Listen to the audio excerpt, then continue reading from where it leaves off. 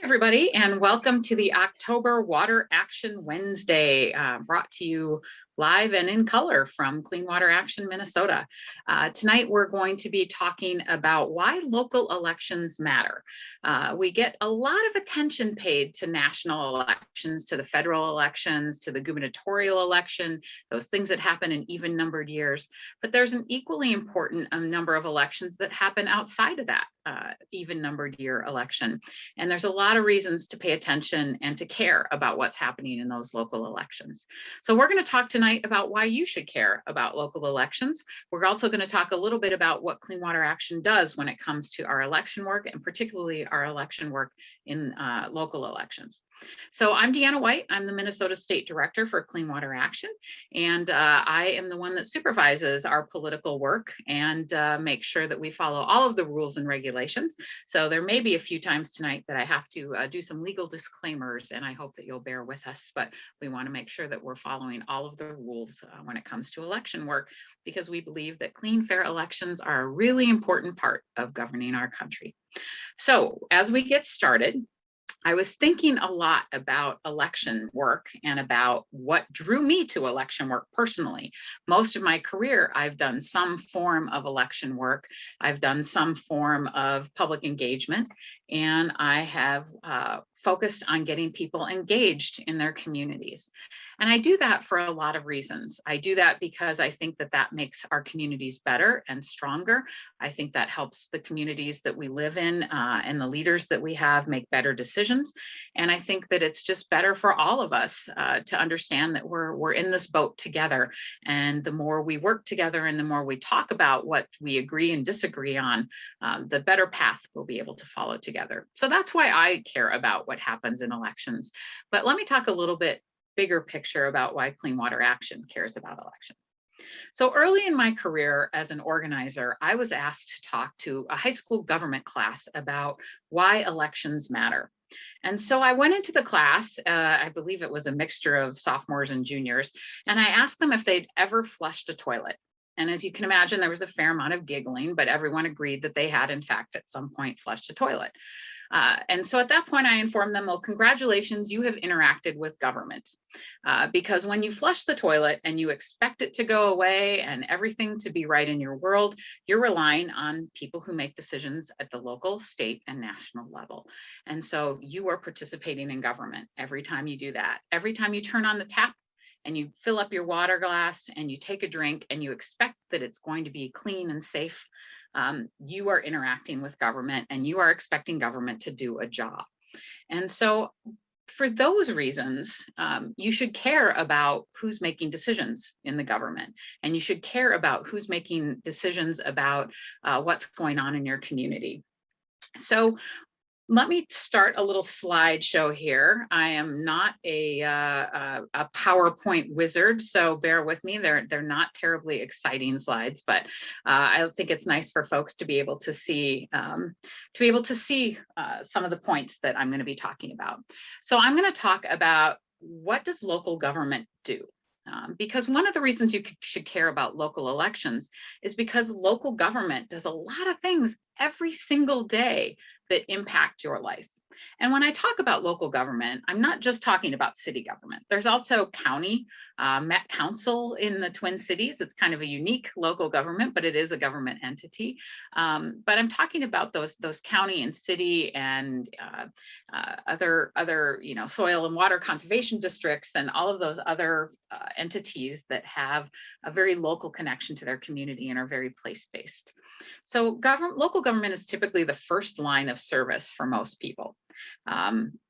Control of what happens to the quality of our streets, how we control traffic, police, community policing, water, sewer services are absolutely a local government issue. Sometimes gas and electric service are local government issues. Parks, trails, what happens with the schools? The school board is absolutely a local election issue. Zoning decisions, how we do local economic development, what companies are welcome into the communities, what companies aren't, how much you pay in property taxes. All of those things are determined by local government. And so all of those things impact your life every day that you live in a community. The decision about whether you're going to have a street full of potholes or whether the community is going to invest in paving those streets, whether you're going to have bike paths or not, whether you're going to be able to tie into the local transit system. All of those things are decisions that are made on the local level. And water quality is a big responsibility of local government. Most communities in Minnesota rely on a municipal water system for their drinking water and for their wastewater treatment. And so those are obviously very clear specifically environmental decisions that are being controlled and handled by local government and folks elected in local government. So what makes local elections different? I talked a little bit about the fact that local elections don't get as much attention as the federal elections or the statewide elections. And part of the reason for that is because they are local. And so they are not typically considered as sexy or as prominent as those state and federal elections. They don't get the media attention. They don't get the money that flows in to help them communicate as candidates to communicate with people, but they very much matter to folks that are living in those communities. And so what makes local elections different, besides the fact they don't get as much attention, they don't have as much money to spend, is that frankly, there's usually lower turnout, which means fewer people in the community are making decisions for the rest of the community.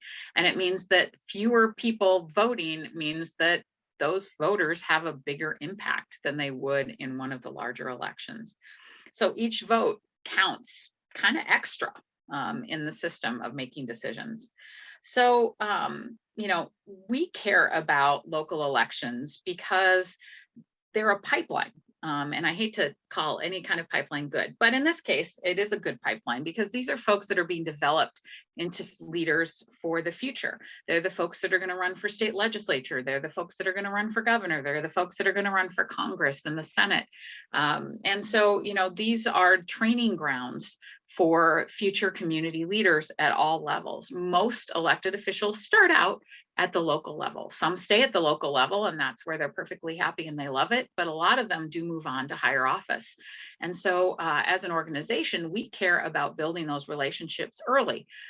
We care about educating those candidates early so that they understand those environmental issues that we care about and that we work on, not just on the local level, but when they attain those higher offices.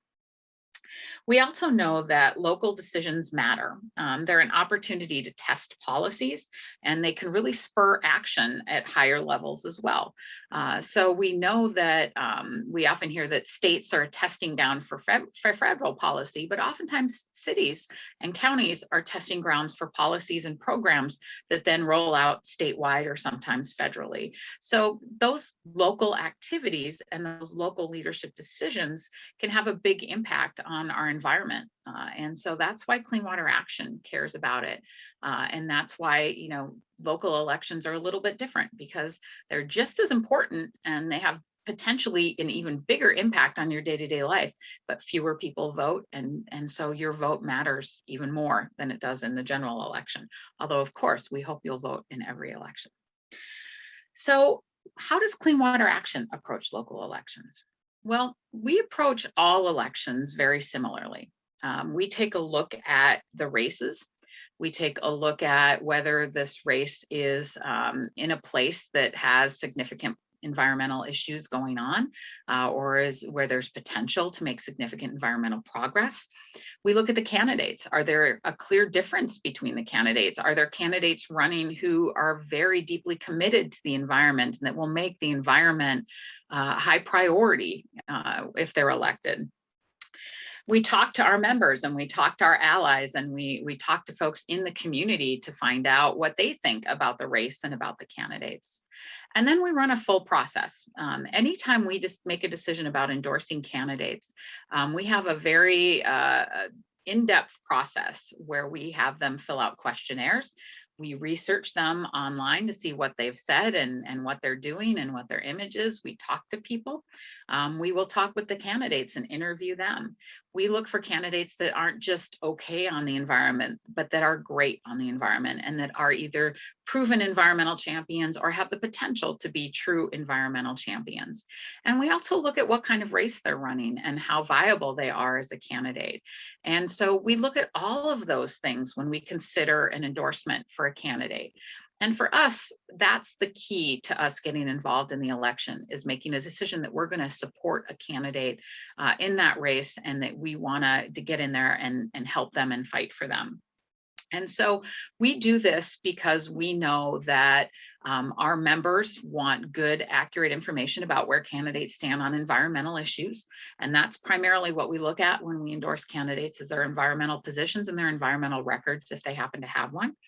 And we rely on our volunteer leaders of our political committee and our state advisory board to help us vet candidates and to help us make strategic decisions about which races to get involved in. And then we do most of our work, frankly, in what's called an independent expenditure. And so we don't work with the candidates directly. We don't tell them what we're doing. We don't ask them what they're doing. We do our work independent of the candidates. And so that's how we approach local elections. So I'm going to go ahead and talk a little bit about a very current example of our work on local elections, which is the Minneapolis mayor's race that's going on right now. So why in the world would we care about Minneapolis mayor's race? Well, there's a lot of reasons. One is we actually have our office in Minneapolis, and we have a lot of members in Minneapolis. A lot of our staff live in Minneapolis. But also we know that the mayor of Minneapolis has the opportunity to be a true leader, not just in the city, but for the state and for the country when it comes to things like climate policy, transportation funding, toxics, waste policy. All of those things are places where communities can really make a difference. And we're having a mayor who believes strongly in the same issues that we do can be of real benefit to us and to our members. So how do we decide which candidates to support? We are supporting Kate Knuth, and we are supporting Sheila. Again, not a PowerPoint aficionado. We are supporting Kate and Sheila because we believe that they are both candidates who care strongly about the environment and who will center the environment in their administration should they get elected. So it's not, we went through the whole process of looking at inviting all of the candidates to be considered. We looked at questionnaires, we looked at public record, and we met with the candidates, and we decided that we would do a relatively rare for us dual endorsement of these two candidates. And we're encouraging our members to put them as their first and second choice. We're not telling you which order to put them in when they go to vote in the Minneapolis city election. That's kind of an unusual thing for us. We usually pick one candidate, but we felt in this case there were just two really great candidates who deserved our support. And with ranked choice voting, we felt it was a unique opportunity to support more than one candidate. So how are we impacting the election? We are impacting the election by talking to people through email and through a variety of methods. We're talking through the social media channels, and we are sending folks door to door to talk to people in Minneapolis about our endorsement and about why we believe that these candidates are the best choice for these offices. So we do a lot of this work, not just in city elections or local elections, but we also do a lot of this work when it comes to the federal elections and the statewide elections that'll be happening next year. But this is just a case in point of how we have gotten involved with an actual real life example of a local election this year. So how can you get involved? And this is all true, not just for these city elections that are happening in Minneapolis and St. Paul and other cities across Minnesota, but this is true for next year in our federal election work as well. So we hope you'll take note of this and keep it in mind. The first thing we always encourage folks to do is vote. Find out which candidates believe in the same things that you believe in and vote for them. turnout is incredibly important no matter what the election is and no matter who the candidate is. So making sure that you understand which candidates are in line with your beliefs and your positions is really important. And Clean Water Action, we do this work because we want to help you figure that out. So we do some of the legwork for you when it comes to environmental issues and where candidates stand. And so that information is available to you. We can't do every race. We don't have the capacity to be in every single local race, state race, and federal race, but we try to pick the races where we have a lot of local interest, where there's great environmental issues to talk about, and where there's true environmental champions running, and where our engagement can really help make a difference by talking to our members and to the public and sharing our thoughts. So you can vote. Secondly, volunteer, whether it's with a candidate or an organization, maybe with us.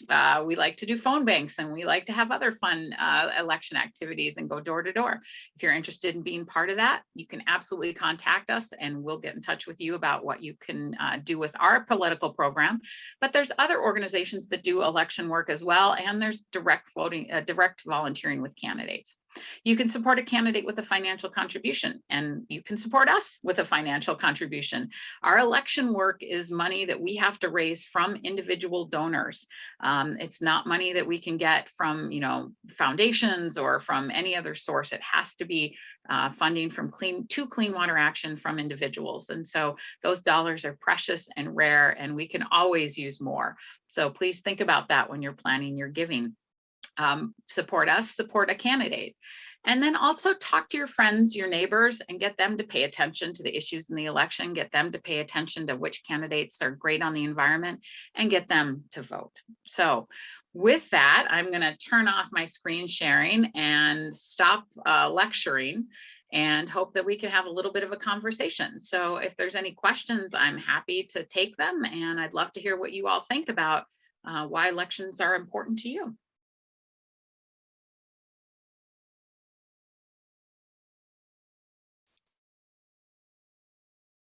And if you have any questions and are too shy to speak up, you're welcome to put them into the chat, and we'll definitely do what we can to answer them there. And let's see, we've got a question from Twitter. How would someone running in a local race ask for endorsement? Generally speaking, they can email me at dwight@cleanwater.org. And again, we don't endorse in every race because it is kind of an intensive process of creating questionnaires, communicating with candidates, doing endorsement reviews, interviewing candidates, and a fair amount of paperwork on the internal process. We do take our endorsement process pretty seriously, and unfortunately it means we can't do every race, but we're always happy to talk with candidates who are running for local office. And even if we're not able to do an endorsement, we're happy to, help provide information about the issues that we work on and what we know about what they might mean in your community. But start with an email to me. And I'm on our website, www.cleanwater.org/MN. We'll get you to the Minnesota page, and I'm on the staff list, so you can email me through that as well. Any other questions?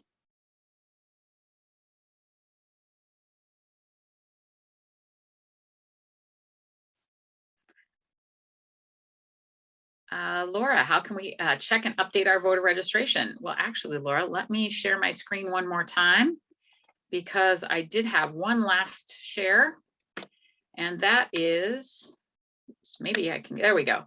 For more information, you can check out our website about our election work, but you can go to the Secretary of State's website, and you can also just Google Minnesota elections and it'll get you there as well. The Secretary of State has information about registration. We do have same-day registration in Minnesota, so you do have to jump through a couple hoops for that, but you can show up at your polling place on election day. You can vote early in Minnesota. Do absentee ballot early, and the Secretary of State has all the information about how to request ballots. They have information about finding your polling place, and they have information about who is on your ballot so that you can get a look at a sample ballot before you go to the election booth and do your research and make your decisions. So another question from Twitter: how will the attack on voting rights nationally affect voting in Minnesota? So far, we've been lucky. We have a Secretary of State who's very passionate about protecting our voting rights, and the legislature has attempts in the legislature to pass some of the same bad election laws that are going through other states have been stopped, largely in the House of Representatives, but they have been stopped from passing through the legislature. But it's vigilance. We all have to make sure that we're paying attention. We all have to watch what's happening in the legislative session, and we all have to continue to support the efforts of the state Secretary of State to protect those rights. And on the local level, there's a lot of local election administration that happens. So if you ever spot anything that's a problem, or people are having problems registering or getting access to the election, notifying the Secretary of State's office right away is a really important thing. So we care very deeply about the reform efforts that are going on the national level. As Clean Water Action, protecting democracy is a big plank in our mission. And so we are very closely following the efforts on the national level to restore the protections of the the Voting Rights Act that was weakened a number of years back, to try and make it harder for anti-voting folks to mess with our elections. So Lori is asking if there's any legislative initiatives that you'll be supporting that you can share with us now. We aren't quite ready to announce our legislative agenda for 2022. We put a lot of work into crossing our T's and dotting our I's. Session starts in February, but I can tell you that we are always looking for opportunities to protect communities and individuals from toxic chemicals and consumer products, particularly chemicals like PFAS. So I suspect there will be something around that on our legislative agenda. Earlier this year, we were successful in getting a bill through the legislature that banned PFAS in food packaging. There's a lot of other avenues for PFAS exposure and exposure from other toxic chemicals. So we always are taking a look at that. We are looking at opportunities to make sure that the money we're getting from the federal government to change or to eliminate lead service lines and replace them with safer products, that money is being properly used and prioritized. So we'll be watching carefully for that, as well as other opportunities for additional funding for drinking water infrastructure, lead service line replacement. Those are always things I don't have specifics yet, but I know we'll be paying close attention to that. And of course, the bonding bill. And there's a number of other bills that we're sort of talking about early on, and we'll definitely be sharing with our members. So follow us on Facebook and sign up for our emails. And that's the best way to stay connected about what we're working on in the legislature. And thanks, Jen, for putting some information in the chat about national voting rights and about some of our victories from the last legislative session. So you can check those out in the chat. So, any other questions?